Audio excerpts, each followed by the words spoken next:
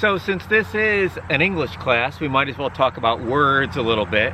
In recent years, there's been a shift from using the word slave, which I always used as a student and a professor, to enslaved person or enslaved people.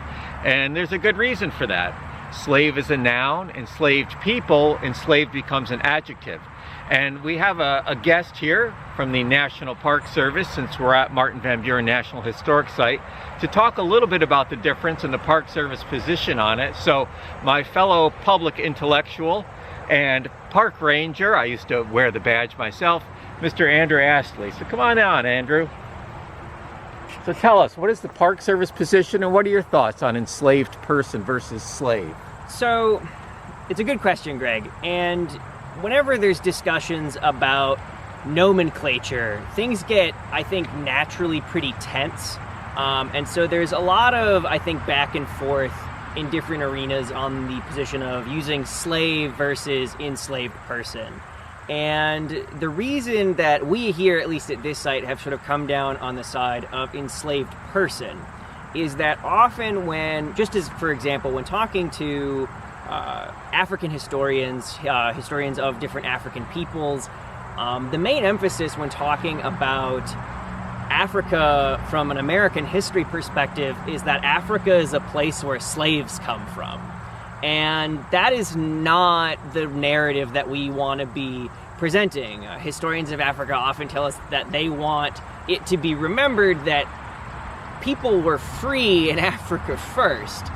They were people who were then brought here. So using the word slave sort of defines the person as that enslaved status, as if that is sort of inbred or natural to them, as if that is a part of them.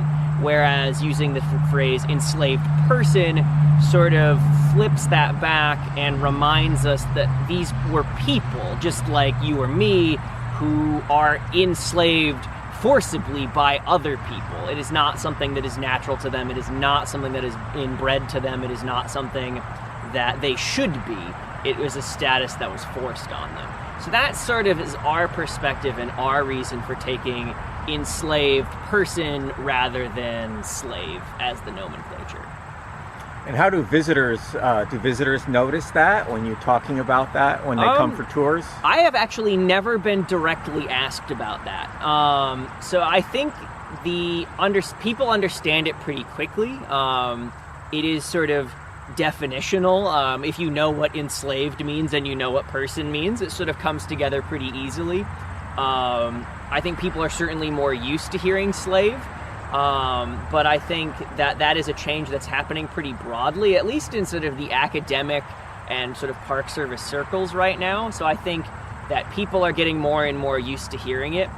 Not here, but there was a plantation museum, I want to say it's in South Carolina, and they were one of the first sort of in that region at least to sort of take the enslaved narrative to the forefront.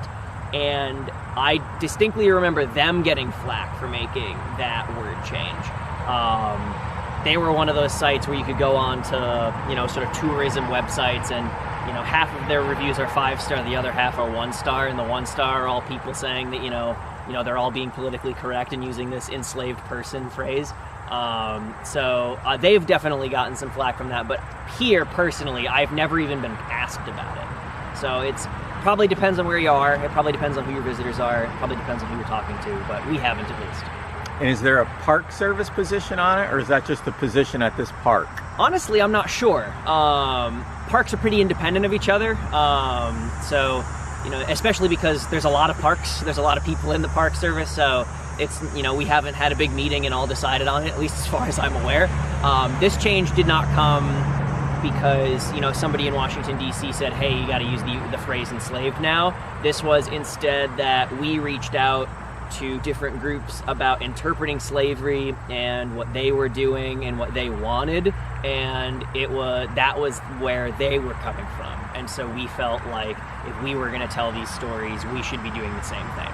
So we moved in that direction as well. It's a choice rather than a mandate. How it should be. Andrew, that was fantastic. Thanks for coming on the show today, and Of course. hopefully we'll have you back again before the semester's over. I mean, I'm always around. You know where to reach me. So. All right, thank you. You're very welcome.